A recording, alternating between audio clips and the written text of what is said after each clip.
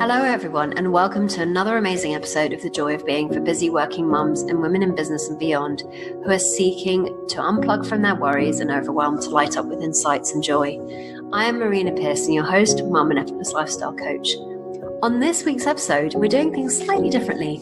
Welcome to the guest episode, where I support a special and busy mum in business and beyond to get insight into an area of her life that she feels stuck in. If you enjoyed the show or had any questions, why not connect with me on Instagram at Marina Pearson? Look out for the show's meme and make a comment there, or just click on my story and ask me a question. Alternatively, you can find me on the Joy of Being Facebook group. And if you would like a more personalized touch to live a stress-free life, then why not find out more about the Joy of Being retreat, an intimate 4-day profound experience at a luxury venue in Javier, Spain, where you get to experience your inner calm and peace of mind by slowing down and making space. To find out more, email me at marinapearson.com with Joy of Being Retreat in the title. And on today's special coaching podcast, I have Louise Potter. Louise Potter is a virtual assistant and runs her own business. After graduating from Leeds Metropolitan University, she completed an HND in business studies. She started a career as an administrator in the public sector. She has been an executive assistant and project coordinator for over the 14 years. And so decided after those 14 years that she'd go alone. And of course, she works and serves other people, organizing their lives so they have more time and space for the things that they love. But the thing that I've seen with a lot of virtual assistants is while they're helping us create more time and space for us to do the things that we want to do, it's the cobbler's shoe syndrome. They struggle with doing that for themselves. And so on today's show, we talked about this very thing. Louise had been finding it hard to take out time for herself. She has 2 kids and works from home, but she's also a very business owner. So of course, she would put her business first, her work first, and her me time would kind of be at the bottom of her list. So we explored that, and we explored what it might look like for her to put her time at the top of the list and have everything else work around it. And I'm glad to say that after our session, a few days later, I saw a post of her on Facebook saying she was off to do her first workout. And so, yeah, obviously the conversation impacted her in some way, and enjoy. Okay. So, Louise, thanks for coming on today. It's lovely to have you here. Now, I know when I put the shout out on Facebook, you said, yes, I'd love to talk about, work-life balance, and because I know that you've got 2 kids and I know that you run a business. So start with a little bit about what's been going on for you and what you'd love to get more clarity on.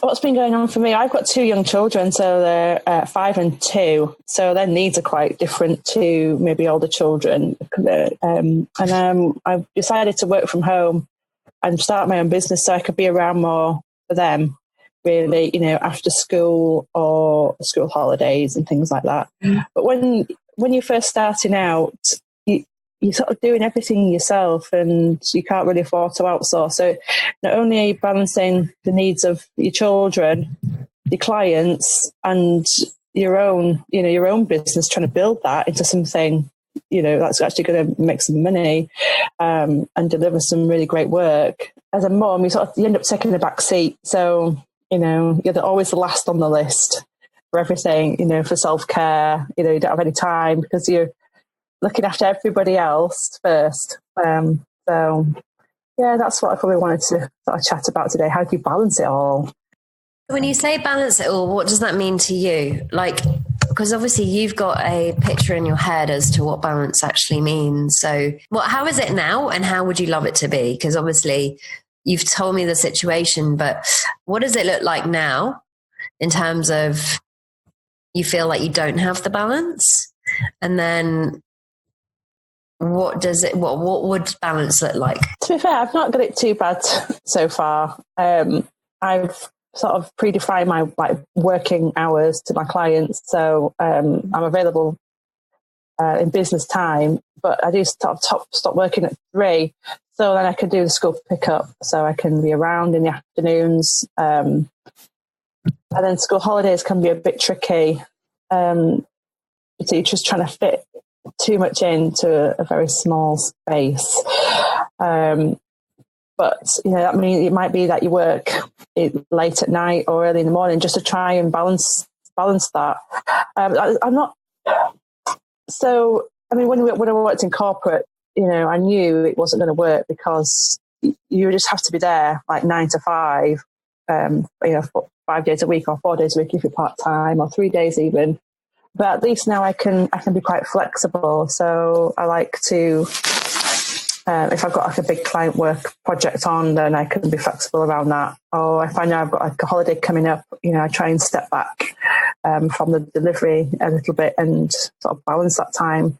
I've not got it too bad. I'm not sort of hugely overworked to the point of pulling my hair out, up to my eyes in work. But what there is there's just not enough hours in the day to sort of do everything that you want to do. So I've got a huge to-do list for my own business, like things I'm doing courses, I need to do sort of my website needs sorting out, all these like things that you need to sort of do, but it's like you just keep putting it off. I'll do that tomorrow, next week, because I've got like school assembly to go to, or a big project I need to deliver for a client, or all these other deadlines that are in. So all your own work sort of gets shelved a little bit. And I don't think I've been out of the house for a while, to see my friends. Although I did meet my friend this week for a coffee this afternoon for a couple of hours. So it was quite nice just to catch up. So what I'm hearing is you'd love more time for you. Is that what you're saying? I think so. I just need to build some time in, really, and just say to my husband, "You're watching the kids for the afternoon. I'm heading out to do something on my own." There we go. Other than food shopping, or trying to find things for the children, or errands. Well, it sounds to me that it's interesting, isn't it? We often go, "Oh, I wish it could be different," and so forth. But it sounds to me like you've been really doing what makes sense to you. You left your corporate job. You've now got 2 kids. You've decided to go more flexible. All of these things are things that have made sense to you because you wanted to do them. So what occurs to me is that creating more you time will be exactly the same process. I.e., I want to have more me time. So, okay, I've managed to spend more time with my children. I've managed to start a business. So if I want to create more me time, that's just as doable as everything else that I'm doing. That's it. But then you sort of feel a bit guilty that you're on your own. I mean, I should be spending quality time with my family, right, while they're young and while they're, I hear you, right? I'm sure that every listener on this call right now is going, yeah, they're nodding their heads. Yeah, I know. Can I share something with you on this, actually? Because it might help. I remember feeling this exact same way. So for me, self-care might look different to you, but it looks like at the time it looked like going to seminars in London to help me. Well, I guess I was coaching, and it was a course to just create more peace of mind. And I remember feeling extremely guilty when I was at one of these days.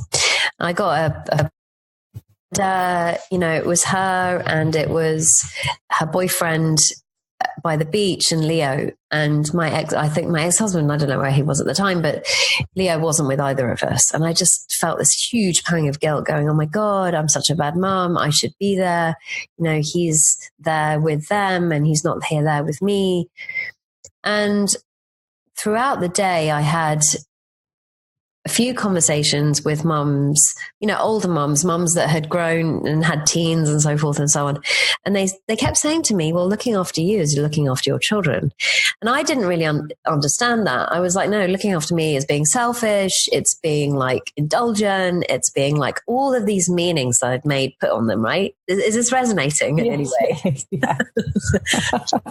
And it came to the point at the end of the day where I was kind of really wrestling with this idea of, okay, well, if looking after me is looking after my kids, how, looking after Leo, how is it that I don't feel that way? How is it that I'm not experiencing it in that way? And there was a recording I was listening to at the end of that event. And it was really interesting because in the recording, this man called Sydney Banks, which I'll share with you in a moment who he was and what happened, but he was talking about bringing the feeling home. And that actually all we need to do is to bring that centered, beautiful feeling that we are into the home. And that's enough. And the insight for me was at that moment was like, oh, if I look after me, then everybody else gets looked after. And it was just really interesting because it was really simple. Like, if I am much more grounded, peaceful, calm, then that's going to have massive repercussions in the house. My children are going to feel it. My Leo's going to feel it. My partner will feel it. I'm able to be a much better me. I'm able to just be more in the moment with everybody in the house. And that feeling of love and connection is more apparent. And suddenly this idea that somehow looking after me was indulgent and selfish, it was actually the foundation of how to create a happy household. And it just really hit me because I was like, oh, then that means that I need to spend time looking after me, because if I'm not, my little one feels it. I'm more grumpy. I'm more tired. I don't connect as well to my kids or my son as I'd like to. And yeah, he had a great time that weekend, he had a ball. So I recognize, and I don't know if this is something that you do too, is that when I am tired, when I am not looking after me, that everything seems to go south. Yeah. My son doesn't really do what I ask him to do. There is dissonance. There is usual power struggles. The connection that exists kind of disappears because I'm grumpy. And I'm not saying that just because you're not looking after yourself, you won't be grumpy. And what I'm just saying is I've just seen that the more I look after me and I take care of me and what I need, within reason, of course, things seem to flow far better. And I get to have more time, which is really interesting. So yeah, does that resonate? It does, yeah, because sometimes you're just bouncing from one thing to the next, to the next, to the next. And it's, you just don't have time to take a breath some days. Yeah, and you're right, you're completely right about if you're overtired or, you're just not feeling it that day. Not your temper, but your temperament can be, when they're pushing your buttons, you just, you go to level 5 in the flick of a switch. Whereas other days, that wouldn't have bothered you at all. It just comes straight over your head and it'd been fine. Just take a deep breath and just deal with it. But, there's some days that you can deal with things really well and other days that you don't handle things well at all. Sure. And, that is the power of thought. We have fluctuating states of mind all the time. And that's just how we all experience life. Our kids, you, me, the world, and all of humanity. But what I've noticed is that when we're tired, it seems to lower our consciousness. It seems to lower our capacity to do things optimally.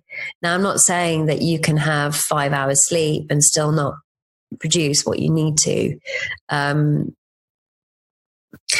But if you're a person that is bouncing from one thing to the next, to the next, to the next, to the next, to the next, and actually not giving space for, as far as I can tell, and I don't know if you found this to be true or you're finding it to be true in this experiment called life, is that it's kind of not sustainable. Like are you starting to come to that conclusion? Yeah, and that's why I didn't really want to book too much working, because I just knew, when I worked in the corporate environment, I just get so immersed into that world, and there was times when I just think, I just can't do this anymore. I can't. The balance is all off. I'd be exhausted. I only had one child then, but I was working part time, and it was just your head. There was just no room in your head for anything else. And I just remember thinking, I'd like pack my stuff up really quick because I had to go and pick up.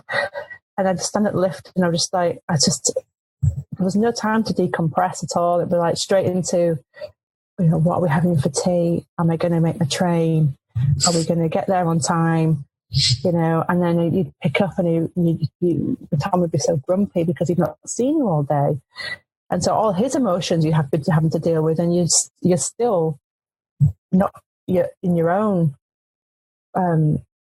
You're just having to sort of manage his emotions and your own emotions because you're tired as well. And it'd be the end of the day, and you just think, oh my goodness me, let's just get these kids to bed. Let's just get them to bed. And then you feel bad because you've not seen them all day. And then all you want to do is just think, I just need an hour or something just to myself to just to decompress from the day, really. And there's just no time to do that. And it's not too bad now. I feel a lot calmer and balanced. But I do see a lot of my colleagues or peers, and they're juggling. They're really juggling around the clock. They're looking after children all day, and then they're working in the evenings till 11, 12 o'clock at night sometimes. And I just think, wow. But I know personally, if I was to do that, then the burnout would be very real. And like you say, you wouldn't be able to look after your children very well or your clients. So it's about really finding that balance, isn't it? And doing what's right for you. Well, it's certainly doing what's right for you, because balance can mean different things to different people. And, sometimes we need to work harder than other times. Sometimes we can actually not, meeting a deadline or what have you. It's not, it doesn't necessarily mean that it has to be, I'm only going to work these amount of hours a day. Sometimes it has to be, actually I need to work a little bit more, but then maybe tomorrow I'll take some time out. I guess the ebbs and flows. And so going back to you wanting more you time and bouncing from one thing to the next,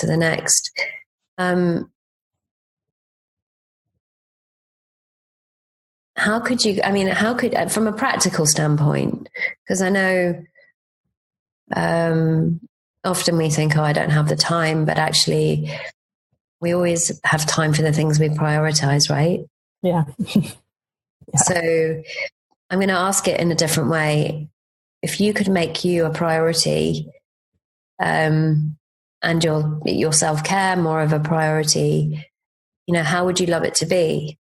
What would you do differently? I have all these ideals of, you wake up, you might do a bit of yoga, have a healthy breakfast, and all these nice things. But sometimes the reality is, you're getting woken up at 4 o'clock in the morning, your children want breakfast, and they're nattering about this, that, and the other. It's just not the real world in a way. I'd love it to be like that, but I think until my children are a little bit older, you're just going to have to just manage to deal with things. But when you sort of start in your own business, you don't really have the cash to outsource either. So, sort of being sort of boxing clever a little bit, where can family members help out? Could your husband step up a little bit more with some of the housework? Could you get a cleaner? Some of these little things that might sort of make your day a bit better. So I know my son, I increased his childcare so I could try and just get a bit more work done, or if I had a call in the afternoon, I can increase his childcare ad hoc, and that just gives me a little bit more space on days when I'm feeling really pushed. But still, you just do what you can do. That's all you can manage, doesn't it? Your best. Sure, absolutely. And it doesn't mean that you can't introduce those little things into your day. It could be that it makes sense to you to take 10 minutes just to breathe. Every 40 minutes, you decide, actually, I'm just going to stop. I'm going to breathe. I'm going to go outside, have a cup of tea, and just breathe, and then come back in and start again. And so it doesn't need to be necessarily this sort of big life change. It can be little incremental steps where you take those moments out. So yesterday, I'll give you an example. I'm finishing off rewriting, it looks like to me at the moment, the book that is now done. It's just been needing some work. And last night, like, we've been working on it all day, but I went out for lunch, and with a friend, and I could have said, no, I'm going to cancel that and I'm going to carry on working. I was like, no, I'm going to take a break, because actually taking a break can actually make you much more effective. So because you're disassociating yourself from the work, and then you're coming back, and then you actually look at it with new eyes. And then I got a lot done in the afternoon because of that break. And then the same thing, we booked in a theatre. My friend and I were going to the Mousetrap. I'd never been to it before. And she's like, well, should we cancel because you've got this work? And I'm like, no, I want to go. Yeah. So even though it's like, I've got a few more hours of work, the thing is, if I'd stayed here, I probably would have just gone, I can't take any more in. I need to just go and actually have some fun. So, and lo and behold, I got to the theatre and I almost fell asleep. And I was like, yeah, you see, I wouldn't have been able to have done much anyway. So often we think that the amount of work we can get done is kind of the amount of time we have. Mm-hmm. But actually, effectivity or being productive isn't related to the amount of time we have. It's related to what we get done in the time that we've got. Yeah. So often we think, oh, well, I don't have the time. That's going to take an hour out of my time. But what we're not considering is, oh, if I take an hour out of my time, could it be that I could be much more productive? Could it be that, there are things that I do when I know I have more time that stop me being as productive? So they're just things to sort of reflect on, really, I suppose, because taking time out is really important to being effective and to being productive. Yeah. Yes, I think I need to incorporate more fun into my day. Maybe when the weather gets a bit better, we can get outside a little bit more. Because we do like to set the dog out and go to the park and all that sort of good stuff.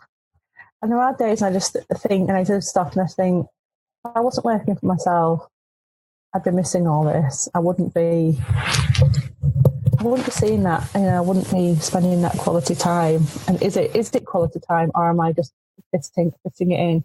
So it's that perspective, isn't it?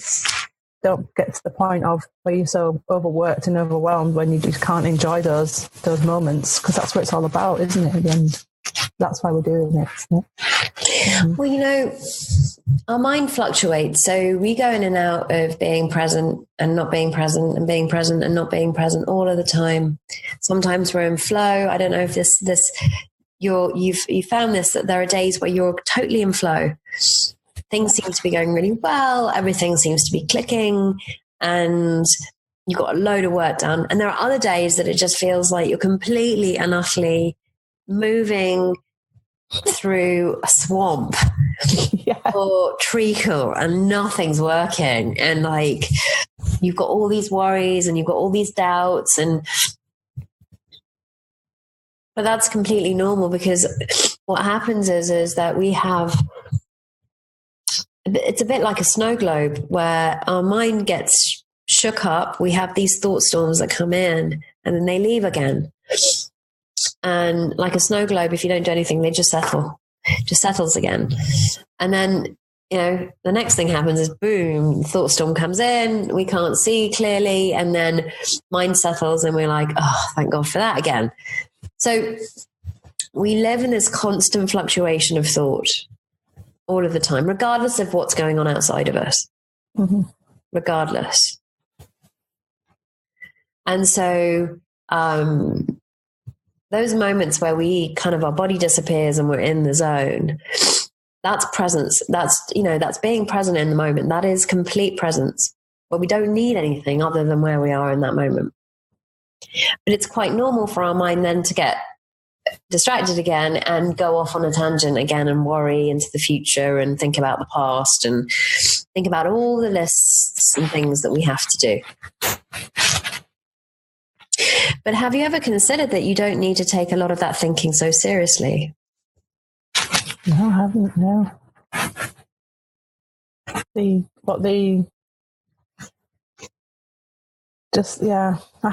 hadn't. I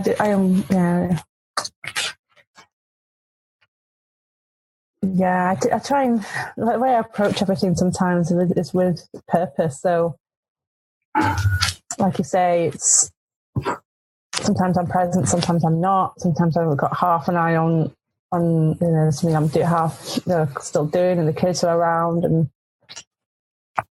I need to try and be more like present and in the moment when things are happening, and take a step back sometimes from sort of pushing forward all the time, because you just get caught into that trap of just on all the time, don't you? And especially when it comes to your own work, it's you want to be making progress all the time, and then just the pace is completely different as well. The family life and the work life sometimes doesn't quite mesh very well, if you're really in the moment, and then you've got to break off, and then it's like, oh, right, it's kids' time now. Yeah. Trying to be in the moment, I don't know, like how we're either in it or we're not. The mind is ever fluctuating, as I've said, so it just comes and goes and comes and goes.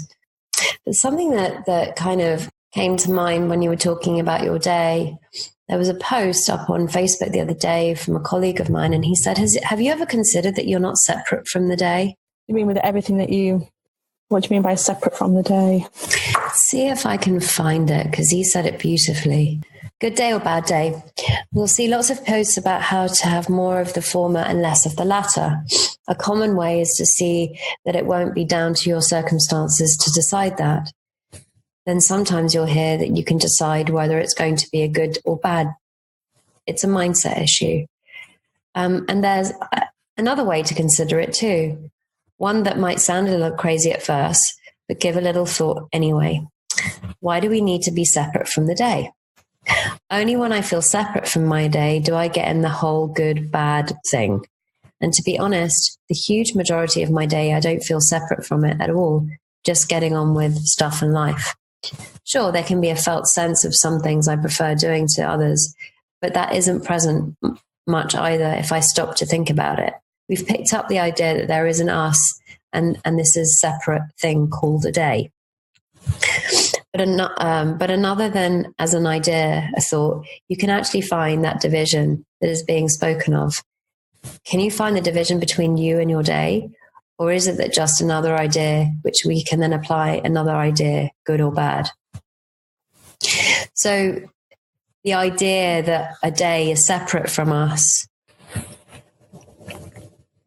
because the experience that we have of the moments that we have comes from our thinking in the moment. So the experience of good and bad is coming from thought. So this is a good day, this is a bad day, but actually the day itself is just time. It's not outside of you, because the experience you're having is of the day. Okay. Day is just a time and space. Bingo. And it's just the way you move through that time. Yes. I hadn't considered it like that. It's interesting. And it's the experience you have over the time. And then when you're having a good day or a bad day, it doesn't matter. It's just your experiences. Bingo. And time is an illusion as well. So we have relationship to time. Time is an interesting one.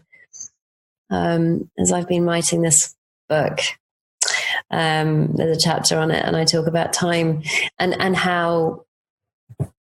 Well, let me ask you, actually, are there days that it feels like you've got loads of time on your hands? There are days like that it feels like the day, yeah. And there are other days, same amount of time of day in the day, and it feels like it's completely different, like you've got no time at all. That's it. I suppose it depends on what you're doing in that day, isn't it?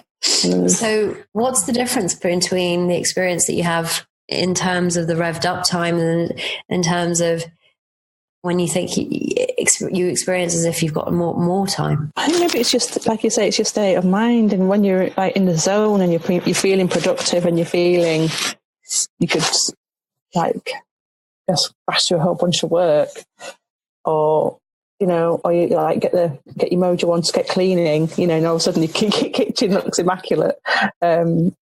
It's just that going with that mood, isn't it?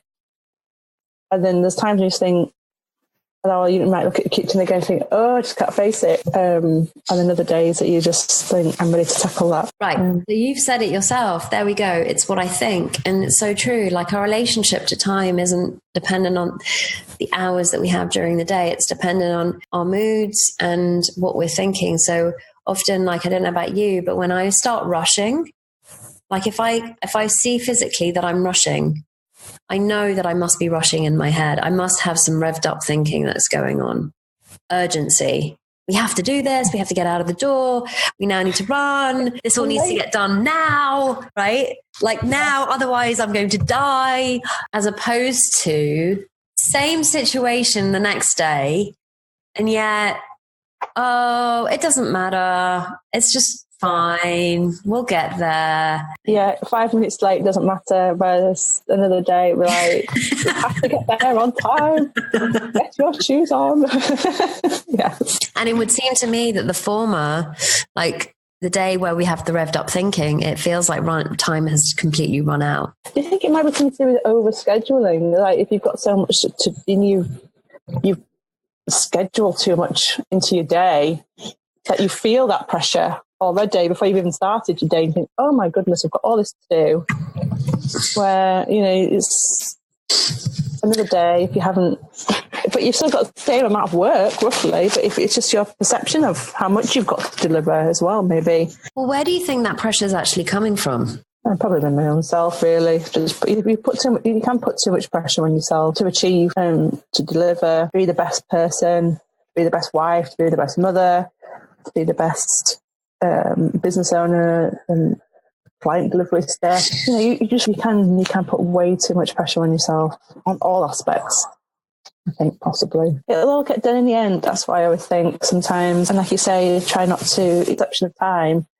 Try and fit it in across a few weeks rather than cramming it all into 2 and then feeling exhausted at the end of it and completely drained and washed out. Why not just take an extra couple of days and sort of smooth your way in rather than 100 miles an hour, full steam ahead.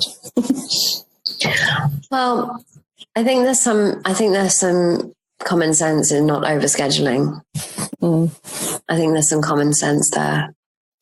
Because it gives you time in between things that you need to do. But in terms of the pressure, that can only ever come from one place. Yeah. Agreeing to too many conflicting deadlines at one go. Things like that, isn't it, really? Yeah.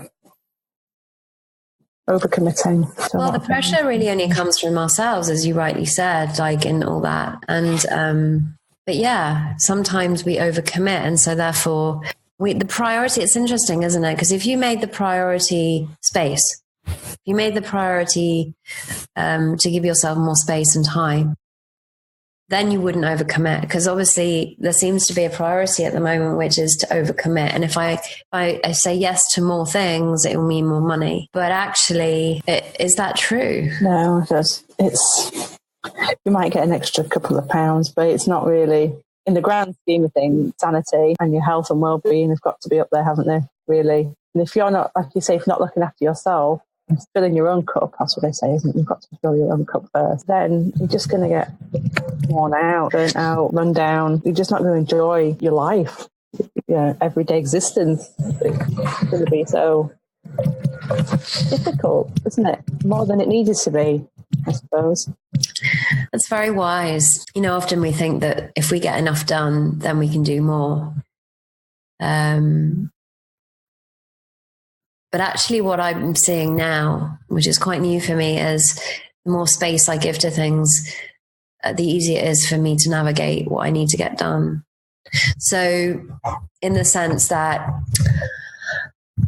we all have this capacity to have insights, and we have wisdom, and we have creative ideas, and we have this something other than the usual habitual thinking that we have. So a new idea pops into our heads, maybe how to work better or how to be more productive, or, that you don't need to schedule in as much stuff into your day as you thought. But if you're not giving time to that voice, what I've seen is that you can create more work for yourself and still not earn as much as you'd like. So time to reflect and time to just be and listen can be really, really, really useful, because it's not linear. So quantum leaps happen when you have a new idea that pops into your head. And I'm sure you've seen this, where suddenly you're like, oh, actually, I'm going to do this instead of that. And it just completely revolutionizes the way that you're doing things. Yeah, I always have those shower moments sometimes. Yeah, the shower moments. Yeah. It all pops into your head. You jump out and I dash off and I wrap a towel around me and I sort of jot it down in my notebook, and then never to be seen again. But this is the interesting thing, right? Like I was on retreat about last October, and we'd had this mastermind group, and then the next day we'd gone out to pick some grapes because it was in Italy. Anyway, we're staying on this beautiful vineyard, and they had the ladies in the mastermind had given me loads and loads of ideas for something that I was pondering over. And it was so much information that I really didn't understand it. Most of it, I didn't understand what they were saying. So I just wrote it down and then thought, right, I'm going to have to speak to one of them later on later on, because I don't really understand what they've actually suggested. Well, it was while I was picking the grapes and then we had the tour around the vineyard that this new thought popped into my head that massively increased or gave me the clarity about what they were talking about. And so I had suddenly a very clear understanding about what I needed to do because I wasn't thinking about it. It's quite interesting that those ideas just pop into your head and you don't even need to think about the problem or whatever. They just pop into your head. And it's a whole new thought that you hadn't even considered. And usually it happens when you have a relaxed mind. So when you are relaxed, when you're having fun, when you're just bimbling about your day, you can suddenly have one of these insights and it quantum leaps time. So it's almost like rather than going, we often think that time is linear, but a new idea can circumvent maybe years of doing the same thing. Oh, yeah. And you think, wow, I've made giant steps here in a matter of, it might have taken you months and months of like listening and reading or it's not quite clicking, and all of a sudden you just think, oh my goodness, yes, that makes so much sense now. And you've taken a huge leap forward in your own mind. Right, which then has a massive implication on the business and your family life. Oh, yeah. And but to the outside world, nothing's really changed. No, not at all. But in the way your own growth, personal growth, has just coming on leaps and bounds. That's what I'm finding over the year, these past couple of years. I'm things have changed personally for me massively, and I'm growing as a person. But to everybody else, I just look like the same old Louise. But to me, inside, I feel a different person now, hugely different to what I was a few years ago. So after having this conversation, does taking time out and looking after you make more sense to you? Oh, yeah, absolutely. I think I definitely need to make more time for me. Just some time on my own. Like you say, for thinking time. Or non-thinking time. Or non-thinking time, just to relax. Yeah. Do something else other than, you just get sucked in, don't you? And then before you know it, a month or two has gone by, then a year rolls by, and nothing's really changed. So, yes, I think I shall book myself a massage. Why not?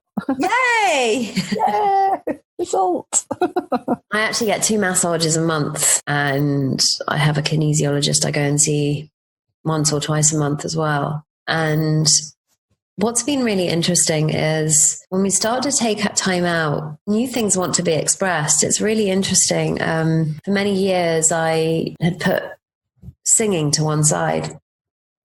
And I love to sing. And suddenly I was like, actually, no, I want to go and sing. So I started to go to this choir. We did 3 concerts last year. I'm just having a ball. And it's kind of like, I don't know if you found this, Louise, but it's almost like you're surprised by what you're up to. So I'm singing, and then I'm kind of getting myself into cooking, but like different types of cooking, and different things want to be expressed. There are different aspects of the self that just wants to kind of be expressed that I had never even considered, that are actually having a massive, they're having a big impact, not only on me, but on my family and my friends and so forth and so on. And I'm just kind of, what comes to mind is a question, which is, are you open to exploring new ways or ways in which to look after you and to bring more of that fun and joy into your life? Oh, I think so. I think it's long overdue, really. Definitely. The kids are getting a little bit older. They're not as dependent. It's going to be easier to sort of slip away, you know what I mean? But it's interesting, like how often we use our children as a way to kind of say, I can't do that, rather than finding a way because we really want to. Because it's not like we can't. I mean, I know that I've fallen into this way of thinking where I've been like, no, I can't because of Leo. But actually, it's not true, because you can. You just need to find a way in which you can do it. Ask for help, or take them along with you, or have a play date. It's just, so often we can get caught up in that sort of habitual thinking of, I can't because of my child. I can't because I have my kids. And it's like, well, why not? Yeah, but it's messing with their routine, isn't it? And they get all. And sometimes if they're out of their own routine, and it's more hassle than it's worth. If they get overtired, then it's them to deal with a major meltdown, or then that just completely saps your energy. But it's tough, isn't it? Yeah, because my eldest is he's quite high maintenance at times, so we try and keep him in balance as best as possible, so he doesn't get overwhelmed with his emotions. We've all got our cross to bear, haven't we? With families, there's always something behind closed doors, isn't there?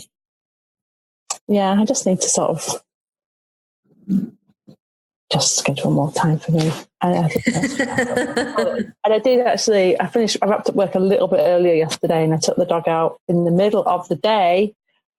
Oh my goodness me! It was only for like a 10-15 minute walk round, but I thought, why can't I do more of that?